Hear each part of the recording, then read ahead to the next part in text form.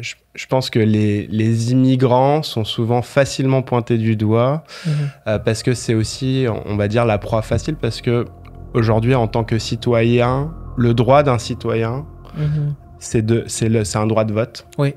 Et quand tu es immigrant, tu peux pas voter. Donc c'est facile de tout mettre sur les immigrants parce que ils pourront pas se défendre en votant en fait. Oui, et c'est correct. Je pense qu'on est dans un problème qui est multifactoriel.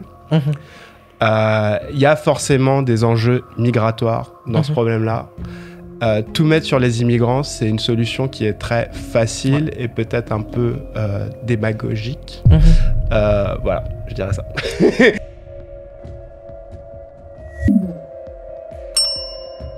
Bonjour à tous et bienvenue dans Impact, le podcast qui met en valeur les parcours inspirants des immigrants au Canada. Aujourd'hui, nous allons rencontrer Pierre, un immigrant au Canada avec un parcours quand même assez particulier. Il a navigué entre plusieurs univers tout en restant dans la technologie, passé du domaine médical au domaine de la défense, rester jusqu'à la fin de l'épisode parce que ça s'annonce assez intéressant. Bonjour Pierre.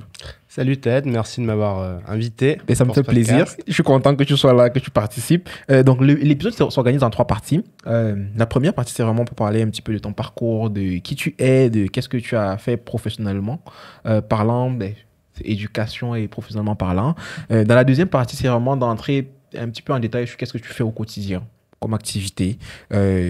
Et dans la troisième partie, j'aurais peut-être quelques questions à te poser sur la société en général. C'est des questions en lien avec l'éducation, des questions en lien avec l'immigration, mais c'est des questions d'ordre assez générique. Ok. C'est bon? Donc, est-ce que tu peux juste te présenter et nous dire qui tu es? Ouais, bonjour à tous. Donc, moi, je m'appelle Pierre.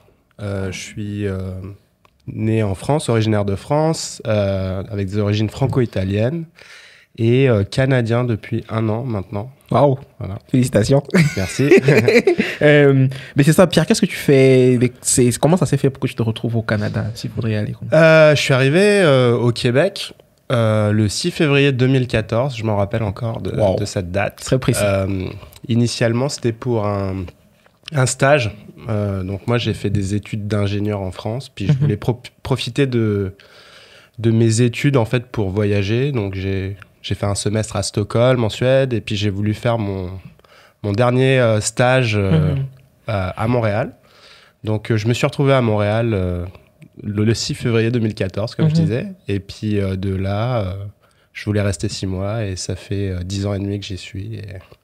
Ah, quand même! Ouais. C'est vrai, 2014-2024, ça fait c'est 10 ans. Ouais. Ok, donc au départ, tu es venu pour 6 mois, juste pour ton stage. Je suis venu pour un stage, sans vraiment de plan pour la suite, mais en pensant qu'éventuellement, j'allais retourner en France après. Et puis, le stage s'est bien passé. J'ai eu une très belle opportunité. Je pourrais expliquer un peu d'ailleurs. J'ai eu la chance, en fait, de pouvoir faire à la fois de la recherche et travailler en industrie, ce qui me plaisait. Et là-dessus, ça s'est enchaîné. Et puis, là, je suis resté, je me suis installé et maintenant j'habite à Val-des-Monts dans la région en Outaouais. Voilà. Mais je veux comprendre un peu plus ton parcours académique et professionnel. Là, tu m'as parlé d'un parcours d'ingénieur en France et d'un stage pour compléter ton parcours d'ingénieur au Canada. C'est quoi ton domaine, ton secteur d'activité? Donc moi, en fait, en France, j'ai fait le parcours un peu classique d'ingénierie traitement de signal. Donc, j'ai fait classe préparatoire, école d'ingénieur française. Pour obtenir le diplôme, il faut faire ce qu'on appelle un PFE, projet de fin d'études, et donc en industrie ou en laboratoire de recherche. Et c'est ce que j'ai fait en venant à Montréal au LIO, laboratoire d'imagerie et d'orthopédie de l'ETS. Ok. Donc, tu as fait ingénierie, après tu es venu faire ton stage. Comment tu fais pour décider de rester? Qu'est-ce qui se passe? C'est quoi le trigger qui te fait te dire « Ah, finalement, je vais rester, je vais pas rentrer en France ?» J'ai fait mon stage et à cette époque-là, je savais pas ce que je voulais faire dans ma vie encore. J'hésitais beaucoup entre faire de la recherche ou plutôt travailler en entreprise. Et en fait, mon stage s'est bien passé. Et ma directrice de stage de l'époque, Nicolas Hagemeister, m'a proposé de rester pour faire une maîtrise en technologie de la santé. Et en fait, bon, moi, je lui ai fait savoir mon désir de travailler en industrie et ils se sont arrangés, en fait, pour que je fasse ma maîtrise avec une entreprise. Et en plus, cette entreprise, donc, qui s'appelle EOS Imaging, qui travaille sur de la reconstruction 3D du rachis, de la colonne vertébrale, en fait, a proposé de m'embaucher 1 jour ou 2 jours par semaine en tant que développeur informatique. Donc, en fait, j'ai eu un peu... pendant mon stage, on m'a proposé de continuer dans une maîtrise de recherche couplée à un travail en entreprise. Un travail d'ingénieur. Et comme je savais pas... Alors, c'est pas ingénieur ici parce que je fais pas partie de l'ordre des ingénieurs, Oui. mais c'est développeur logiciel. Et comme je savais pas à cette époque... ce que je voulais faire, j'hésitais entre les deux et là j'avais l'opportunité en fait de faire les deux. Les deux, ok, donc, je comprends. Donc voilà. Et ce programme-là, ça a duré combien de temps, cette période-là? La maîtrise a duré 2 ans et demi à peu près, ou 2 ans, je sais plus, 2 ans et 3 mois je crois. Ce qui était intéressant, c'est que j'aurais pu la continuer en doctorat et mes années de maîtrise auraient compté comme des années de doctorat. Donc j'avais vraiment en fait, grâce à cette porte qu'on m'a proposée, la possibilité vraiment ou de me lancer dans l'académique ou de me lancer dans l'industriel. Donc voilà, 2 ans et demi. Et après, l'entreprise m'a proposé un contrat de travail et puis j'ai continué avec. Donc c'est vraiment... Ok, super. Je suis curieux de savoir pourquoi le Canada initialement, parce que là tu faisais un parcours d'ingénieur en France qui avait plutôt l'air de bien se passer. Pourquoi tu t'es dit, je vais partir au Canada? Est-ce que c'était juste un pays étranger et le Canada remplissait la case? C'était comme, ok, je vais y aller? Ou c'est parce que tu avais vraiment une vision ou une ambition ou une intention d'aller au Canada à ce moment donné, là où tu as pris la décision? Bon, j'ai toujours été attiré par le Québec. Puis j'étais curieux de connaître.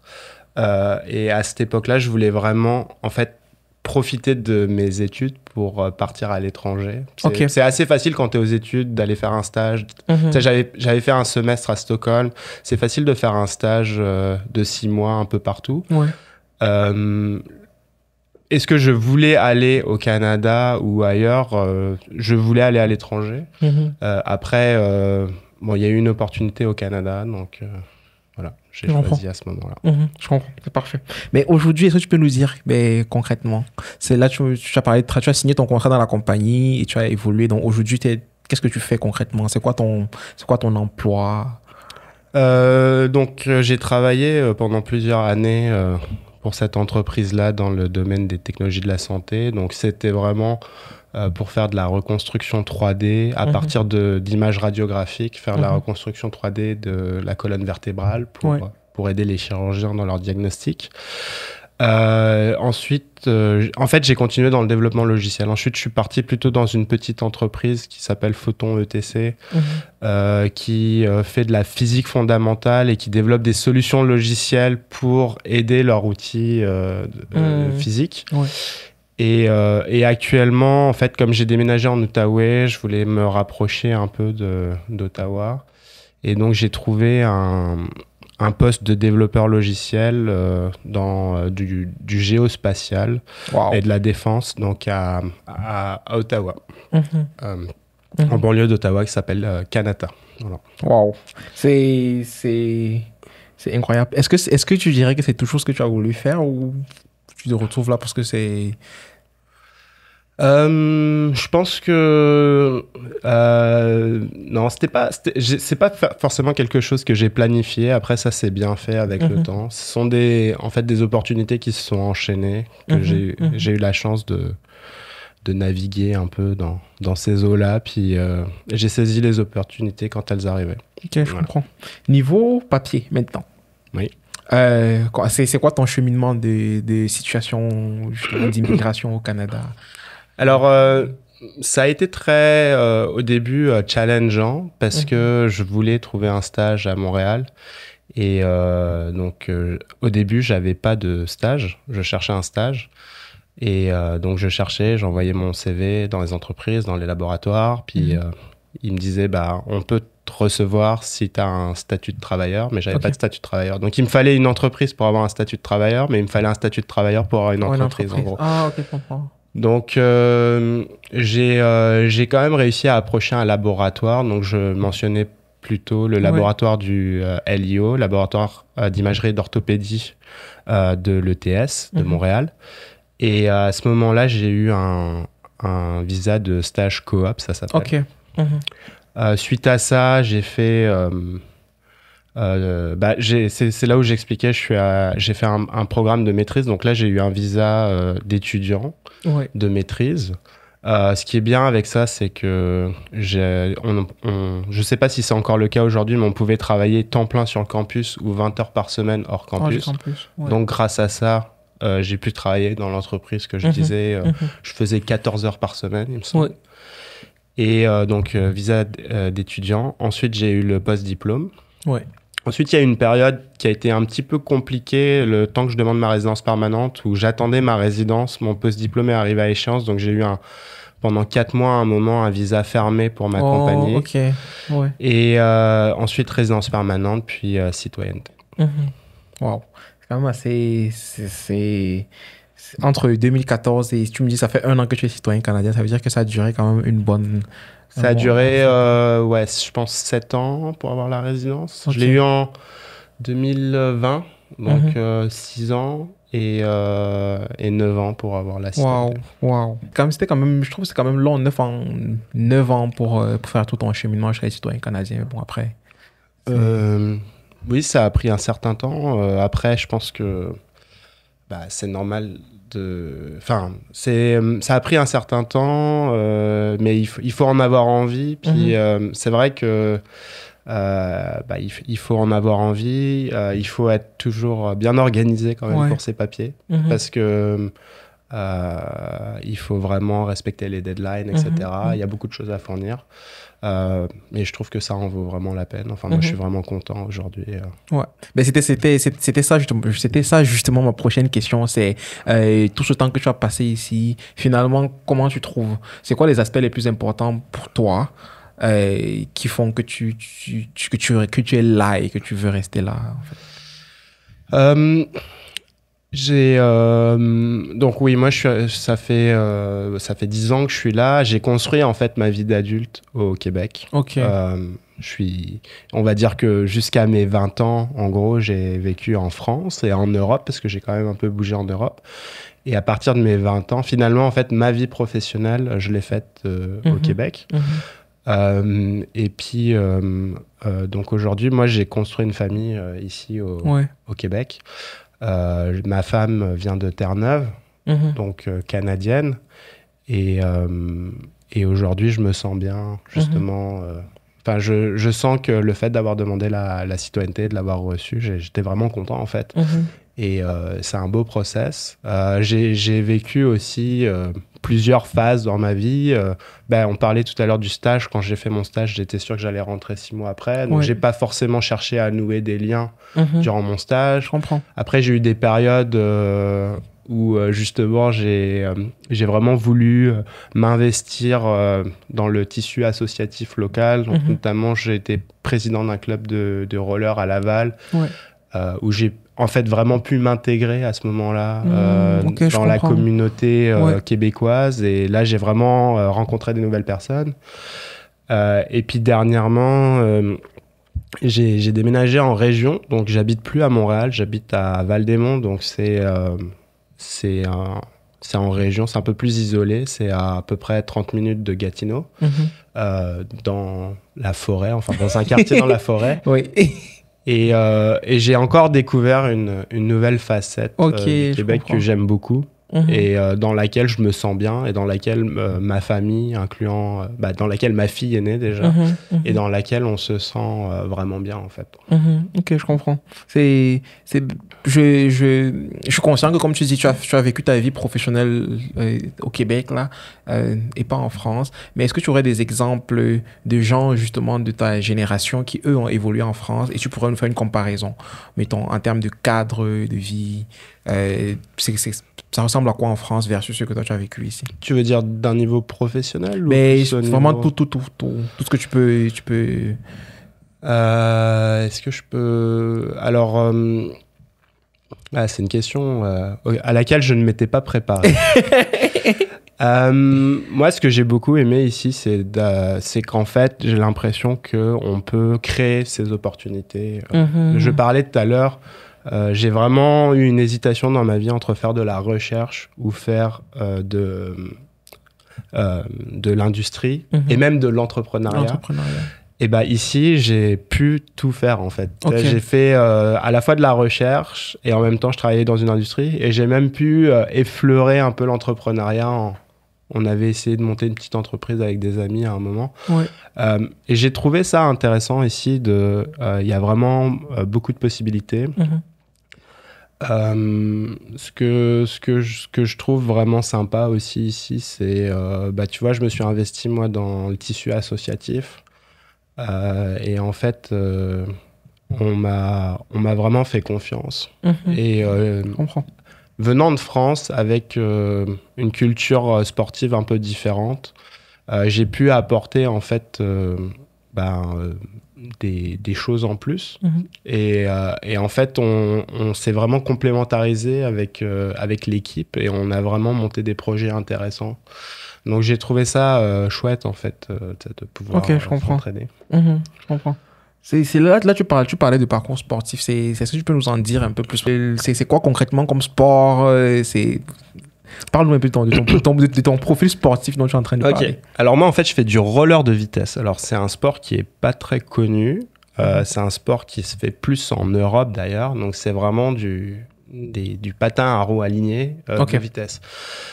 Ici au Québec, les Québécois sont très très forts en patinage courte piste. Je pense que c'est même quasiment les meilleurs du monde avec les Coréens et patinage longue piste.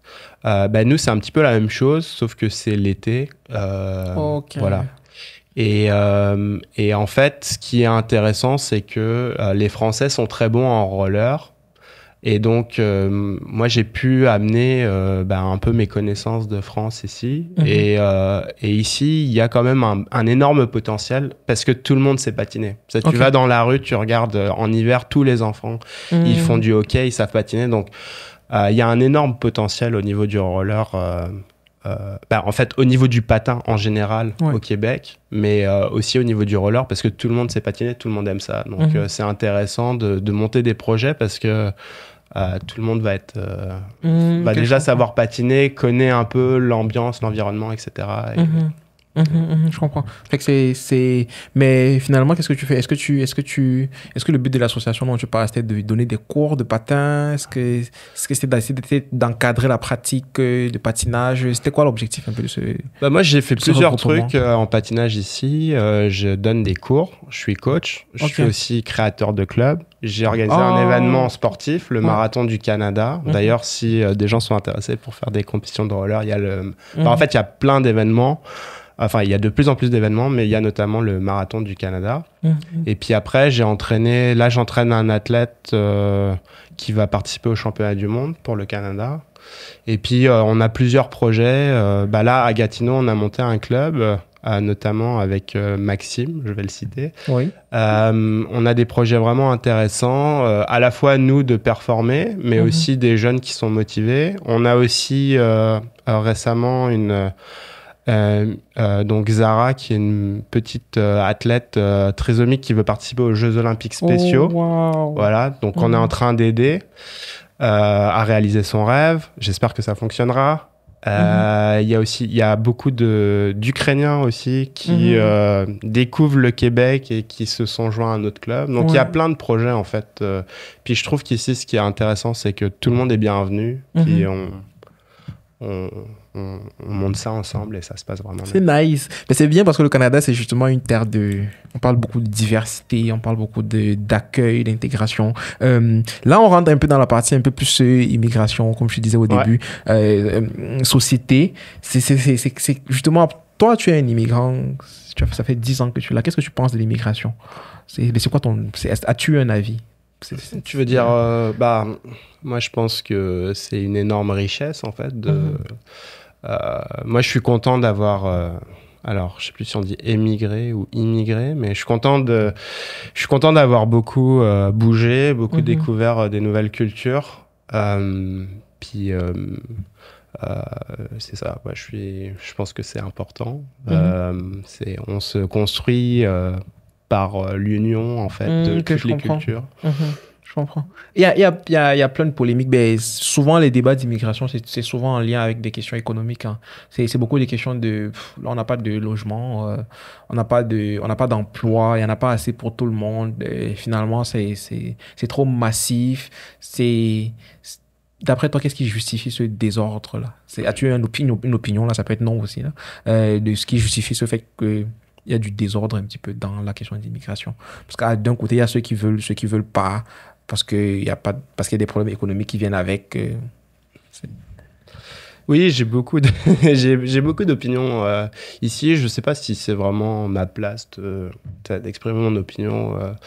Maintenant, je pense que les immigrants sont souvent facilement pointés du doigt parce que c'est aussi, on va dire, la proie facile. Parce que aujourd'hui, en tant que citoyen, le droit d'un citoyen, c'est un droit de vote. Oui. Et quand tu es immigrant, tu peux pas voter. Donc, c'est facile de tout mettre sur les immigrants parce que ils pourront pas se défendre en votant, en fait. Oui.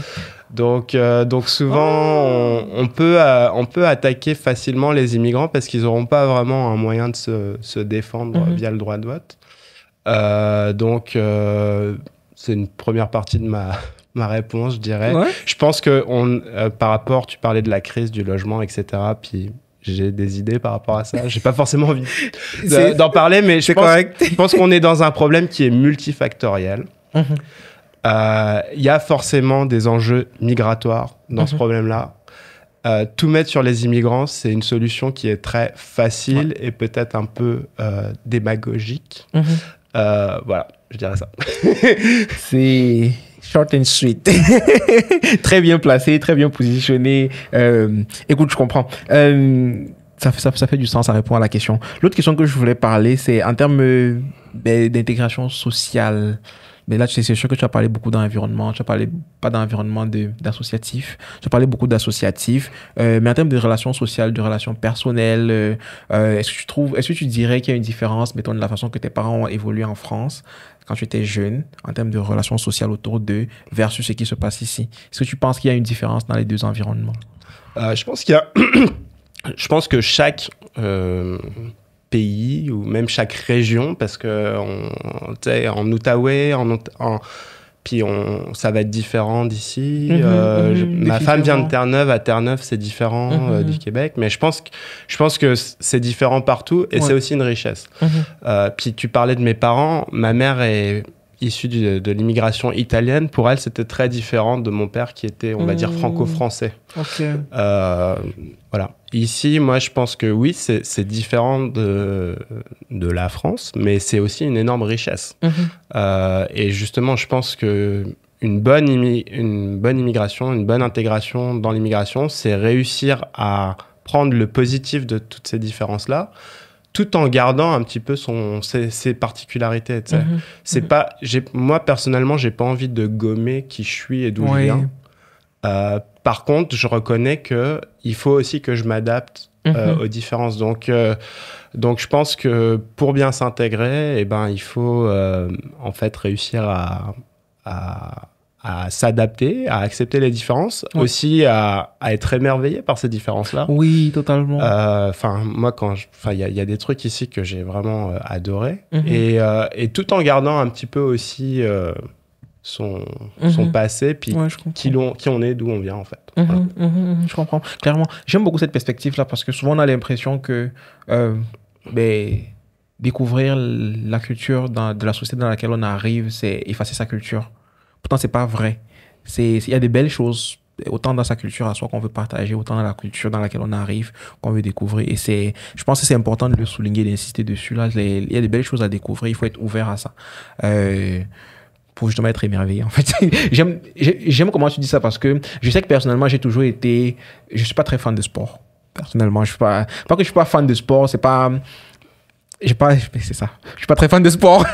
Il y a pas une meilleure façon de le dire. Et je sais quand je suis arrivé au Canada, il y a plusieurs personnes qui m'ont dit à chaque fois, non, essaye de faire du ski, essaye de faire du patin. Je sais que toi, d'ailleurs, tu as essayé de me tirer plusieurs fois d'aller tenter de faire du patin, essayer de faire du patin. Mais il y a toujours comme cette réticence là. Mais j'ai essayé la raquette. J'ai vraiment adoré ça. J'ai vraiment aimé ça. Faire de la randonnée en hiver, c'est quelque chose que j'aime. Il suffit d'être bien habillé, d'être bien couvert. Quand il fait frais, c'est tellement agréable que lorsque quelqu'un me dit qu'il l'aime pas parce que c'est trop froid, j'ai juste envie de lui répondre qu'il ne sait même pas de quoi il parle en fait. Donc je suis d'accord avec toi à 100%. Il faut découvrir pour apprendre. Entrons un petit peu dans la phase un peu conseil. Pour des personnes qui réfléchissent à comment faire pour évoluer professionnellement, familialement parlant au Canada, au Québec, ça serait quoi les éléments majeurs sur lesquels ils devraient faire attention? Professionnellement, tu dis? C'est professionnellement puis familialement parlant. Bah, c'est ça, je pense qu'il faut être ouvert à des fois sortir de sa zone de confort. Donc on parlait tout à l'heure de différence. Je pense que, comme on a dit, partout, tous les endroits sont différents et il faut s'adapter. C'est à nous de nous adapter à ce moment-là. Donc il faut réussir à sortir de sa zone de confort. Et après, je sais pas, je dirais pas avoir peur, se lancer. Ce que j'aime beaucoup ici, c'est que finalement, les apparences sont pas très importantes. Ce qui compte, c'est ta capacité à produire ce qu'on te demande, en fait. Donc, je dirais se focaliser sur l'essentiel. Et ça, c'est quelque chose que j'ai beaucoup aimé ici, c'est que on n'a pas besoin de faire moi j'ai l'impression au travail pas besoin de faire du présentéisme ou pas besoin de se faire passer pour ce qu'on n'est pas. On peut rester nous-mêmes. Par contre il faut qu'on livre ce qu'on nous demande de livrer. Il faut que tu livres. Voilà, c'est ça. Il faut que tu travailles, tu es là pour ça. Voilà. Et donc, le conseil, ce serait de rester soi-même, mais par contre, de vraiment focaliser sur l'essentiel. Ouais. J'aime ça. J'aime la façon que tu le mets. Est-ce que tu pourrais nous parler, pas en les citant nécessairement, là, mais nous parler des 2 personnes qui t'ont marqué positivement? Ouais. Il va y avoir beaucoup de sportifs qui m'ont marqué. D'ailleurs, au Québec, il y a certains patineurs que je trouve ont une carrière assez impressionnante. Je voulais juste mentionner que j'ai rencontré justement au Marathon du Canada Valérie Maltais, qui est une championne olympique. Puis je trouve que elle touche à tous les sports, puis elle est quand même assez inspirante. Mais pour 2 personnes vraiment plus proches de moi, en fait, je vais y aller avec des personnes de ma famille proche. Ma sœur et ma conjointe. Ma sœur m'inspire énormément. Elle est aussi à Montréal d'ailleurs. C'est quelqu'un, on a fait du sport à haut niveau tous les 2 étant jeunes. Moi, j'ai eu tendance à être assez fort rapidement et à maintenir un niveau sans jamais être exceptionnel, on va dire. Ma sœur, elle a pris énormément de temps avant de vraiment faire des vrais résultats. Puis elle a continué à se battre. Puis elle a été forte, elle s'est blessée pendant les grands rendez-vous. Elle a continué jusqu'au jour où, au bout de 5 ans, qu'elle s'entraînait beaucoup sans trop de résultats, ça a commencé à percer. Et puis là, elle est devenue, je pense, vraiment exceptionnelle.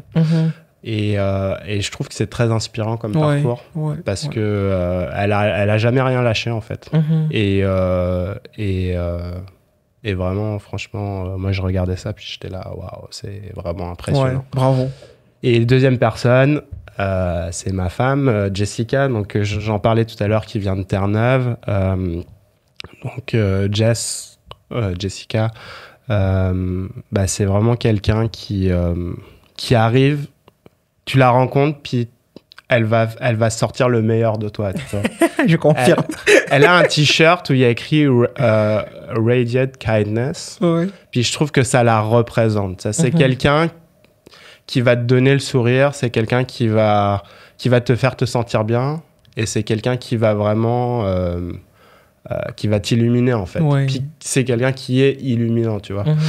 Et donc moi, oui, elle m'inspire parce que elle est très forte. En fait, derrière ce côté où elle apporte beaucoup de joie, elle est aussi très très forte, tu vois. Et donc je trouve que c'est une force tranquille. En fait, c'est la définition de la force tranquille.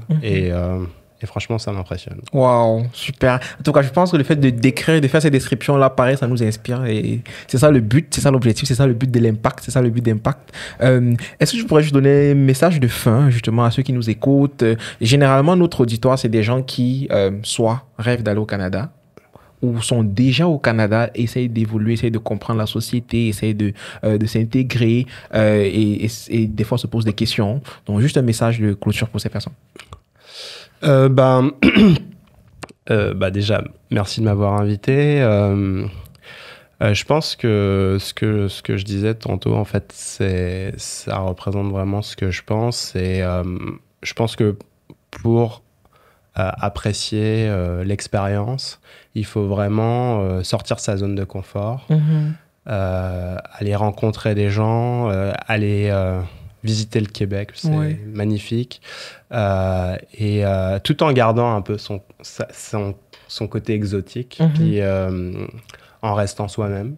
Et ça, c'est ce qui fait que l'intégration peut être vraiment géniale, en fait. Et puis, on va bénéficier de ce que les autres nous apportent, mais on peut aussi apporter quelque chose en retour. Donc, voilà. Définitivement. Et venez. C'est bien. Donc, c'est ça. Merci à tout le monde d'avoir écouté cet épisode. J'espère que vous avez trouvé ça intéressant. En tout cas, moi, j'ai beaucoup apprécié. J'ai beaucoup aimé parler avec toi, Pierre. Et un gros merci pour ta participation. On reste connectés. N'hésitez pas à partager l'épisode aux personnes qui comptent pour vous parce que ça pourrait avoir de l'impact sur eux. À très bientôt.